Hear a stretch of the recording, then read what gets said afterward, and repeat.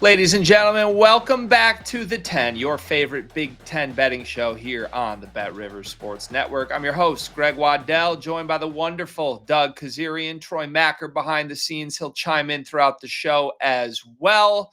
It's our first of two shows this week. We'll take an early look at Week 12 of the upcoming college football season in the Big Ten Conference. But first, please let me remind you of two amazing promos that we have going on for you right now, starting with our Bet Rivers Football Squares, where players who place a qualifying same-game parlay of at least $10 on eligible NFL or NCAA football games receive one standard entry into the weekly Squares game. Winning standard squares are awarded a prize of a $20 bonus bet. You can see the app and the website for more details. We also have our weekly Profit Boost pack. You can opt into a 3-pack of college football profit boosts that include a live boost, a same-game parlay boost, and a boost to use however you please. Make sure you log into the app or your betrivers.com account to see more details. All right, we start today's show in Bloomington, where the number 2 ranked Indiana Hoosiers host the Wisconsin Badgers. Wisconsin off of an emotional victory, their first in quite a while. We'll see how that affects them against one of the very best teams in the country, Signetti's squad, favored by 29.5, our total at 44. What's your early look, Doug?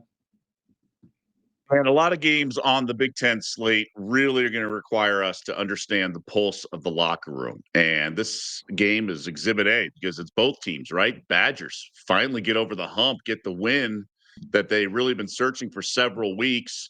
But what do we make of it? Is it something to build on? And meanwhile, Indiana with one of the most incredible catches you've ever seen, especially when you factor in the stakes of the game. And here they are laying nearly 30 points. And the injuries have mounted for the Hoosiers as well. The total I was hoping would come out a little higher because I was looking to play under. It's really low, but I just think that Wisconsin's going to come with a little, I don't know, bounce in their step.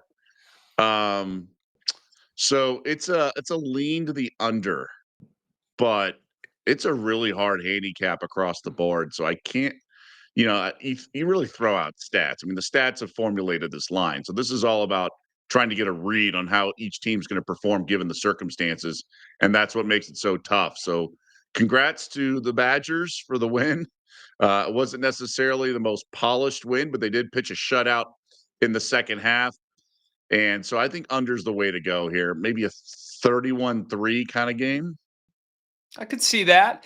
Yeah, this is a strange number at 44 for sure. At first glance, you catch an Indiana football game with a total that low. You're like, don't we have to bet that? Indiana could score Right. 60 against anybody. But then you take a quick look at what Wisconsin's done this season, and it really hasn't been opponent dependent. All of their games have been low scoring, going all the way back to the non-conference. They haven't had a Big Ten game this season hit 40 points. Now, to my eye, there has been different reasons for that, right? You've had games where Wisconsin just cannot score, and that's usually happened against their highest quality opponents. They had 0 against Iowa, 0 against Ohio State, and just a touchdown against Oregon. I don't know what I think of the Wisconsin defense. I mean, they have kept everybody under 40. They kept Oregon to 21, and obviously it was a good, an impressive performance against Washington last week in the win. The one thing I would say, it was a total weather game against Washington, right? It was 13-10 in the snow in Madison. So, look, I tend to think this just comes down to, does Wisconsin score? And I don't know if they will. I do not think the Indiana defense is nearly as stout as like an Ohio State or even an Iowa defense. I mean, we talked about it last week. Indiana's been vulnerable early in games to teams that can move the ball a little bit. So right now, this is a stay away from me. I just don't like any of these numbers enough, but I'm with you. The under has my attention just from a place to potentially start. I do want to throw this to Troy for some insights. Troy, what can you add for us this game? Yeah, it's the over-under is the interesting one here at 44. It's a very low number. And like you mentioned, Wisconsin games have been low scoring, so much so that each of Wisconsin's last 7 games against conference opponents have gone under the total points line. But that goes against the early betting. 83% of the money and 96% of the tickets are on the over. Now, we all know that, over betting is where the public generally lies. They like betting on points. 83% is a good amount. It's not a lot for a team like Indiana, but when you look at the sheer volume of tickets and the money that we've taken, it's the most wagered on over under play of any time by money, and the most popular by tickets. So the early betting is on the over, even though Wisconsin games go under. Indiana hasn't been putting up the 56 spots that we thought in the last 2 weeks, but Penn State had been getting better. We saw, they improved upon their game against Ohio State. Certainly, they were playing at home. And Indiana, really needed to pull out their whole bag of tricks. I don't think they're going to need to do that. But to your point, it's like a 40-3. If they win 40-3, they cover, but the under doesn't hit. And speaking of covering, Wisconsin has failed to cover the spread in 6 of their last 7 road games in November. And right now, it's 60% of the money and 68% of the tickets are on Indiana to cover at 29.5. And I think that would be a little bit stronger if it wasn't such a big number. I was adamant that I thought that Indiana could double up the spread last week, and that certainly wasn't the case. So this is fascinating because of where Wisconsin is and where Indiana is, to what Greg alluded. But I think right now, the public is in and around that stay away or can't decide on the spread. But I think, when we reconvene closer to game time, looking at the percentages of the over-under money is going to be really interesting, and to see if that line has moved at all, because like you mentioned, 44 points is just not a lot of points for an Indiana game at all. Quite a spot for both teams, too. Wisconsin's first victory in forever. Indiana off the dramatic Flair touchdown at the end of that game. So will be interesting to watch how both those teams emotionally handle the spot here. Let's turn our attention to Evanston, where we have Michigan on the road at Northwestern. Two teams that I think are on opposite sides of where the sports books, the odds makers, have valued them this season, or maybe the public bettors, right? Michigan has only covered once in their last 5 games. Northwestern has failed to cover only once in their last 5 games, with a push mixed in there as well. Michigan favored by 11.5 on the road at Northwestern. Another low total here at 41.5. Anything you're biting at, Doug? Regular play, not my favorite, but not just a lean either. I like the Purple Cats here, plus the points. Should be a great atmosphere at Wrigley Field. And I was impressed with the Wildcats a week ago at USC. It was a great spot to back USC. They have all the firepower in the world at home, Friday night game. And Northwestern was right there till the end. And frankly, if not for the fumble by the defensive player into the end zone when Mayava made the diving hit, who knows how that game unfolds. So I think getting double digits here. I know the Wolverines are off a bye. And yes, they are still alive for the playoff. They're going to have to beat Ohio State to do it. But I just don't think this is as bad of a matchup for Northwestern as some other teams are. They're not going to be asked to hang a big number, right, to cover this. I think we're going to get some offense out of Northwestern, and more than you would think. And I think Michigan's going to do enough to kind of get by. I think maybe they're tightening up a little bit. So I think it's a little too many points for the Wolverines to be laying here. I think I'm with you here. I look at the games that Northwestern has struggled against the spread this year. They've largely come against kind of spread you out air-based teams that want to score a lot of points, right? USC certainly, even UCLA, once they were experimenting with the offensive staff. Even Tulane all the way back in week 1 with Retzlaff. That's a team that likes to score some points. Michigan is a ball control game. They always have been. And that fares better against certain teams than others. I don't think Michigan's preferred style here is going to frustrate Northwestern really all that much at all. This is still a Northwestern team with quite a bit to play for, in my opinion, sitting at 5-4. Now we expect them to end up making a bowl game somewhere, some way. They've got Michigan and Minnesota at home, and then on the road against Illinois will be a tough one to end the season. So I think we get Northwestern at their best in a bounce back spot here after last week. I am totally with you. Let's add the Purple Cats to our card at plus 11.5. Turning to game 3 here, the Iowa Hawkeyes with a difficult West Coast trip on the road against USC. We talked about both these teams having a chance to potentially sneak in to the college football playoff and be that final team from the Big Ten Conference that emerges. Well, Iowa wanted to. They almost got there under the lights at Kinnick last night. A heartbreaking, buzzer-beating field goal kept them from a victory against Oregon. USC will still have to face the Ducks, but they've got to get through a game Hawkeye squad first. It's Trojans -7, 49.5 for the total. Anything here, Doug? Yeah, I think at a full 7, it's a strong lead to the Hawkeyes here. Now, if they are completely running on empty on the gas tank and USC is just too much for them, that would not surprise me at all, given what the Hawkeyes did on the field a week ago. You know, the circumstances at Kinnick, the weather, Oregon having to travel, Oregon not being that great in my eyes. Certainly, I liked the circumstances much more, catching almost the same number. You know, it was 5.5, 6 for most of the week, and this number here was 6.5. So I don't think there's a ton of line value. I think the spot is really difficult for the Hawkeyes, but I also think they can do enough and kind of do more than Northwestern did, right, a week ago. I just think the circumstances are tough, so it's only a lean for me. I think you just have to really respect the situational handicap here. And given what the Hawkeyes did last week at home versus having to travel here, and USC fresh extra day here. You know, they played last Friday. I just don't believe in the Trojans defense enough for me to lay this number, right? That's the concern I would have on the other side if all the other check marks of the spot favor USC. So it's just a lean, but man, if it maybe gets to 7.5, you never know, right? A lot can happen between now and kickoff. Then I would have to get involved, but I'd be worried because sharp money would be moving it, and the spot is horrible for the Hawkeyes.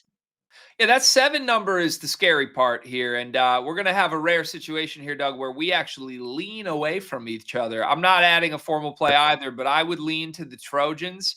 And I'm honestly hoping if it gets down to 6.5, I am going to fire on USC. Here's the line of thinking. You mentioned the spot for Iowa. I think it's just a horrible disaster level spot, a heartbreaking, really season ending loss. I don't want to say they're not going to be competitive, but they have nothing to play for. They're a bowl game team already. They're not making the college football playoff. There's no Big Ten title outside shots in the Big Ten West anymore for Iowa to sneak into. This is just, what are you made of? Can you really focus for 60 minutes and bring your best effort in Hollywood against a USC team with an extra day of rest, against a USC team that, most importantly to me, has really fared well against through the trenches based opponents this year? The 2 most impressive games for USC to me, what they just did to Northwestern last week, a 3-touchdown win against a team that we all kind of thought Northwestern might hang around for, and then that Michigan win where they just blitzed the Wolverines 31-13. Now, look, they haven't played the Ohio States of the world. We certainly haven't seen USC against the best of the best, but we have seen them against some teams that at least hover around Iowa caliber, that want to ball control, run the football, win with defense and field position. Their offense has been too much for those teams, and they've created separation. So when you add that to the spot, it is enough for me to lean on USC. I expect this to be a heavily public played side, which I don't love.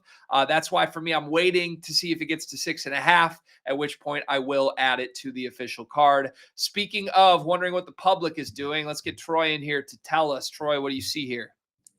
Yeah, you know, right now it's right down the middle. 52% of the money and 54% of the tickets is on USC. Iowa's covered the spread in each of its last 7 November games as an underdog. And Iowa as a dog is very trendy. 12 of Iowa's last 13 games as an underdog have gone under. You know, and the thinking here is, at least for me, is I'm a big mixed martial arts fan. And when I'm handicapping UFC fights, you know, there's a lot of different ways that a fight can end. And sometimes you have a guy who is heavy-handed that could potentially knock out, and his punching power is the best. But maybe the second strongest element is his opponent's jiu-jitsu. So I like to rank how I think a fight could end.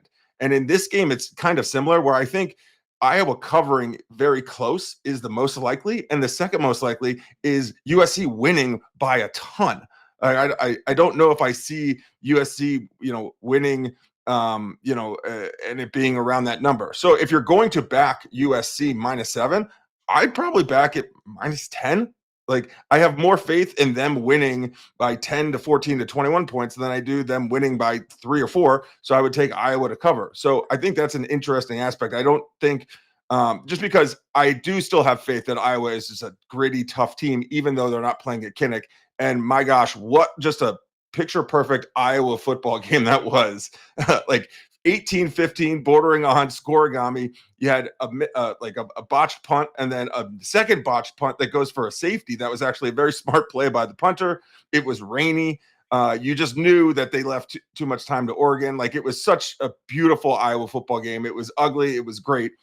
They do that at home. Can they do that on the road against a talented but not perfect USC team? So this one is, I'm very excited to see where the percentages will be when we reconvene, because I'm not entirely sure what to make of this, because I do think it could go two wildly different ways. Yeah, we'll take a closer look at this in the second episode of the week. Thank you, Troy. I actually really do like that point, though. If you are looking at that key number of 7, I think it's more important if you're on the Iowa side to wait for the good number. If you're USC, I'm with you. They should create separation if the game script goes their way. All right, let's move to Penn State and Michigan State. Man, imagine being a Nittany Lion right now. You think you finally got one against one of the best 2 teams in the sport. Just a heartbreaking conclusion, but you have to tip your cap to what Fernando Mendoza and the Indiana offense was able to do in that final minute. How will they respond against the Michigan State Spartans, a team that really has been, I don't know, the bullied opponent in the Big Ten this year? Everybody can throw their punches at Jonathan Smith's squad without much resistance. The Nittany Lions favored by 7 here outside of Happy Valley. Michigan State plus 220 on the money line. Our total 49.5. What do you like, Doug? All right, so this is my best bet of the slate. I'm going to take the home underdog here.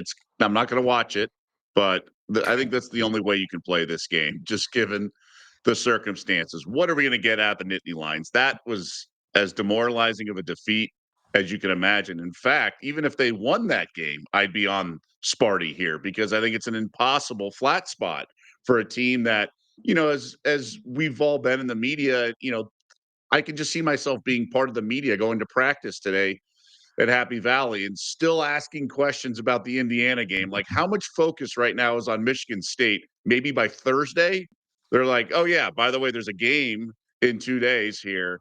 So I think Sparty off a bye, hopefully with the quarterback change. And I just think it's going to be one of those games. Like, I would bet Sparty first quarter, first half, for the game as well. So, these games either come out, Penn State's completely flat and then can turn it on and maybe pull away because we think they're better, or they have enough carryover of energy and then just run out of gas in the second half. But I think this could be a Sparty performance. I mean, look at what happened last week with Kentucky and Florida, right? Florida left it all on the field 2 weeks ago on the Swamp against Georgia, right? New coach, everything kitchen sink, all that. They didn't even get off the bus last week and got completely steamrolled in Kentucky. So I think that's the kind of performance we're going to have. We got to remember, these are kids. It takes a professionally mature group to come on and come out and go on the road. There's a reason this number came down from 7.5. I would have made this number like 4. I think this is just too many points. Sparty money line as well is worth a flyer as well. Yeah, I think spot-wise, you're just dead right.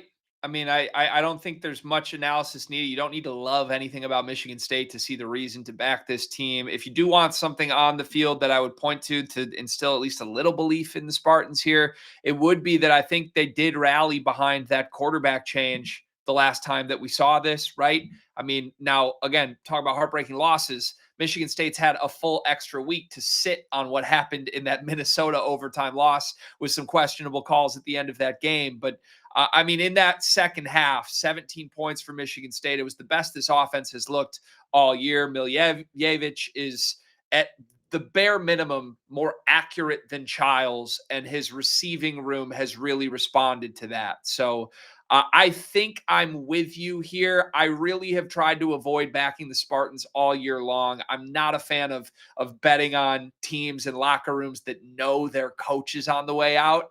However, sometimes that can rally and motivate in a positive way. They're 3-6 with 3 games left off a bye. It is now or never for Michigan State. And with Miljevic under center, I think there's reason to believe that's a good number. Back to Troy one more time before he departs us at the end of this show. Troy, what can you add on Penn State, Michigan State? Do you know that the underdog has covered the spread in each of Michigan State's last 11 games? And certainly, they've been the underdog in a lot of those, but not necessarily earlier in the season. So, that pays a lot of credence to Michigan State in the 7. Right now, 52% of the money and 62% of the tickets is on Penn State. I think that is due in large part to last week. One that doesn't really matter, maybe if you're itching to add an inconsistent team to a parlay, but 98% of the money and 97% of the tickets are on Penn State. I think the last 2 weeks have done a lot in the eyes of the bettors on who Penn State is and putting them positioning them in a better spot of the Big Ten hierarchy than I think we all were trying to figure out where they were 5 weeks ago. You're saying they're terrible. Well, now we know they're not terrible. There are terrible teams in this conference. They're above that. They played the 2 best teams hard. But like you mentioned, inconsistent, going on the road after an emotional spot. The one interesting play for me here is the under. It's at 49.5, 74% of the tickets, 74% of the money, 64% of the tickets are on the under. And 8 of Michigan State's last 9 games as an underdog have gone over. But I would lean under for this reason. Penn State's defense was after it against Mendoza. Like on the 4 last plays of the game, he got drilled. On that amazing pass he threw to the back of the end zone, he got rocked. I don't know if that was because Indiana's offensive line was banged up, but the edge rushers for Penn State did an amazing job. And going up against, a fresh quarterback, coming off a bye certainly, but hasn't had a lot of game time for Michigan State. I think, Michigan State's points are going to be at a premium here. So under 49.5 with public backing the under is the play that I'm most intrigued in earlier in the week. Fascinating. All right. Thank you for the intel. As always, Troy, we appreciate the insights you bring to the show every single episode. We've got 2 more on the card for the early look at this week's slate. Next up, UCLA at the number 1 ranked Ohio State Buckeyes. The Buckeyes by 33.5. Our total is 48.5. Anything you're touching here, Doug? It's a tough one because did they say on the broadcast, I'm asking, I guess, if you guys heard it, that basically Ohio State's tempo is really down because they're treating this like a super long season and not trying to burn the candle all the way down during the regular season. So that means a lot of unders, right? Excuse me. And so I'm just torn here because this feels like a low total for a offense that can light it up, and you got the Heisman Trophy betting favorite in many people's eyes, and a Bruins offense with their new OC, who can certainly, generate something. Maybe not against this vaunted Buckeyes defense, but maybe in the second half or something like that. I just feel like it's too big of a number to lay against UCLA, although Indiana dropped the hammer on them, so I'm not in a rush to bet the Trojans. But they're also not a punching bag either. Last week, Purdue game, finally Ohio State did not cover, right? Classic backdoor cover by Purdue to hand Ohio State its first ATS loss of the season. And so maybe, should we be laying the points because that was not fluky, but that's what happens in these big spread games. It's just it's just right there. It's just going to be right on the number. So I just can't get involved here. Yeah, it's just total stay away from me. Huge number. I don't really like touching huge numbers, especially when one of the teams is as much of an enigma to me as UCLA still is. I mean, after that win streak, even prior to the win streak, the Northwestern game before it, they covered 3 straight. Now they have failed to cover 3 straight. It feels like the market has course corrected a little bit on the new look UCLA Bruins team this year. To me, Ohio State should roll, but to your point, there's been such a deliberate approach from the staff with Sayin under center and everyone involved to just take things one possession at a time, be good, don't go for the playmaker plays. We're not trying to hang 100 on anybody. We have 4 more games at the end of this season to win. It's a smart approach that ultimately I won't be surprised if it pays off. but on a week to week, it doesn't really leave me knowing what to do. I don't know what to make of this UCLA team. Indiana stomped them. They've been competitive against everybody else in the league, but Ohio State honestly is at least as good as Indiana, if not better. I have to stay away from this for now. One more game, and it is Minnesota on the road, the West Coast, against the Oregon Ducks. Oregon survived against Iowa, as we mentioned earlier. Still a lot to play for Dan Lanning and his squad. 25.5-point favorites at home. Our total is 44.5. What do you see, Doug? I don't know. This one's another one. I just don't know what I'm going to get out of the Ducks. I was really impressed with them in some ways. Hey, field goal kicker, and then Dante Moore's throw down the stretch, right? That was the play of the game. And give them all the credit in the world. They answered every call. And this was not supposed to be easy for them, for anyone who follows this stuff. So I'm not, I mean, that's a feather in the cap to go win at Iowa in the elements and, game winning drive and all that. So give them a lot of credit. It's just a big number. I don't think Minnesota is good at all. I think the Gophers should get hammered here. But this Oregon team's not the one of old where just boat races teams. Yeah, I kind of ate some words when they went to Rutgers. I thought they'd struggle there and they won 56-10. But the Wisconsin game at home was in the rain, things like that. I just wonder, this should be a beatdown, but I just worry that it's not going to be. Minnesota is already bowl eligible. I'm just not, thrilled with where they're headed.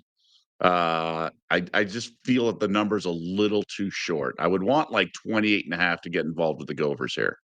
Yeah, I think that's the right number to talk yourself into Minnesota, but also I don't really want to talk myself into Minnesota. We've talked about it throughout the year. This is one of the worst road teams in America. They have just no-showed essentially every opportunity they've had in an away game this season. 41-3 on the road at Iowa, 42-3 on the road at Ohio State. Both of those were obviously failures to cover. Even before that, a 27-14 loss at Cal. I want no part of Minnesota outside of Minneapolis ever. I just can't talk my way into it. The thing that makes this interesting, or at least keeps me away from the Oregon side, is the spot. Oregon off of this emotional victory in Kinnick in the bad weather. And yeah, you're back home, but I don't know. Is there any sort of hangover from that? Is there, a look ahead potentially for an Oregon team that has so much still to play for, but has USC in a really, really big one in the next game following this? Meanwhile, Minnesota, off of the emotional bowl eligibility clinching win, had an extra week to rest here. I don't know if that's going to change things or not for PJ Flack. Ultimately, the only way I could bet this game would be to take the Ducks at home. But like you said, it's a big number. It's not a number to me that shows value when there are other plays this week that I think do. There you have it. Let's wrap the show with our plays that we do believe show some value early in the week. Doug, what is your favorite bet on the card as we sit here on Wednesday? Yeah, I'm going to split it up. Go first quarter on Michigan State plus 1.5, and then for the game plus 7. I think that's the best way to play it. It kind of spreads you out. Hopefully, the common denominator is that Penn State's absolutely flat. This is a bet against Penn State more than it is a bet on Michigan State. I'm hoping Sparty doesn't just shoot himself in the foot. If every drive ends in a kick, and that means punts, PATs, or field goals, I think they cover this with ease.